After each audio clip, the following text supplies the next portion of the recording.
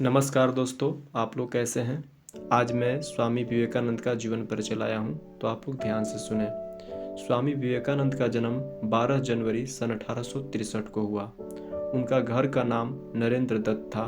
उनके पिता विश्वनाथ दत्त पश्चिमी सभ्यता में विश्वास रखते थे। वे अपने पुत्र नरेंद्र को भी अंग्रेजी पढ़ाकर पश्चिमी सभ्यता के ढंग पर ही चलाना चाहते थे।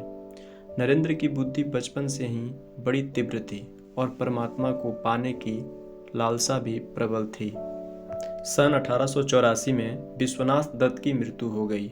घर का भार नरेंद्र पर पड़ा। घर की दशा बहुत खराब थी। कुशल यही थी कि नरेंद्र का विवाह नहीं हुआ था। गरीबी में भी नरेंद्र बड़े अतिथि सेवी थे। स्वयं भूखे रहकर अतिथि को भोजन कराते, स्वयं बाहर वर्षा में रात भर भीगते ठिठुरते पड़े रहते और अतिथि को अपने बिस्तर पर सुला देते।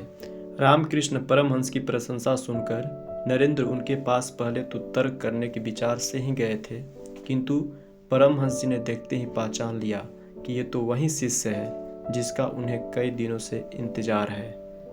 परमहंस जी की कृपा से इनको आत्म साक्षात्कार हुआ।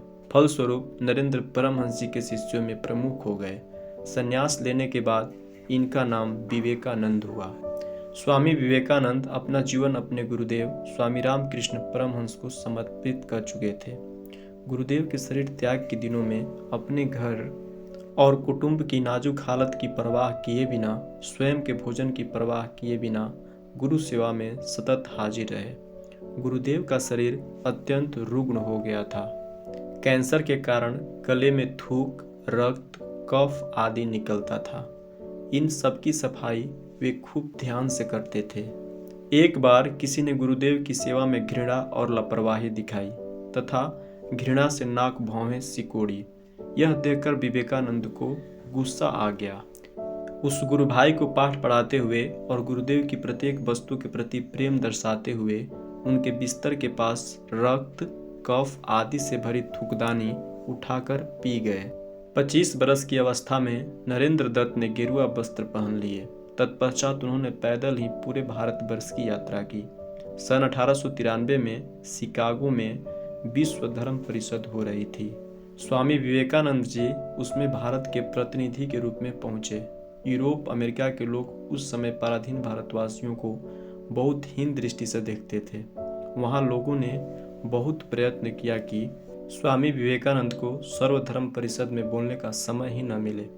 एक अमेरिकन प्रोफेसर के प्रयास से उन्हें थोड़ा समय मिला, किंतु उनके विचार सुनकर सभी विद्वान चकित हो गए। फिर तो अमेरिका में उनका बहुत स्वागत हुआ। वहां इनके भक्तों का एक बड़ा समुदाय हो गया। 3 बरस तक वे अमेरिका रहे और वहां के लोगों को भारतीय तत्व ज्ञान की अद्भुत ज्योति प्रदान करते रहे। अध्यात्म विद्या और भारतीय दर्शन के बिना विश्व अनाथ हो जाएगा, यह स्वामी विवेकानंद जी का दृढ़ विश्वास था। अमेरिका में उन्होंने रामकृष्ण मिशन की अनेक शाखाएं स्थापित की। अनेक अमेरिकन विद्वानों ने उनका शिष्यत्व ग्रहण किया। वे सदा अपने को गरीबों का सेवक कहते थे। भारत के गौरव को देश देशांतरों में उज्जवल करने का उन्होंने सदा प्रयत्न किया। 4 जुलाई सन 1902 को उन्होंने देह त्याग किया और इस दुनिया को अलविदा कह दिया। तो दोस्तों, आपको कैसा लगा स्वामी विवेकानंद की स्टोरी? अगर अच्छा लगा तो आप कमेंट करें, लाइक करें और चैनल को सब्सक्राइब जरूर करें। Thank you.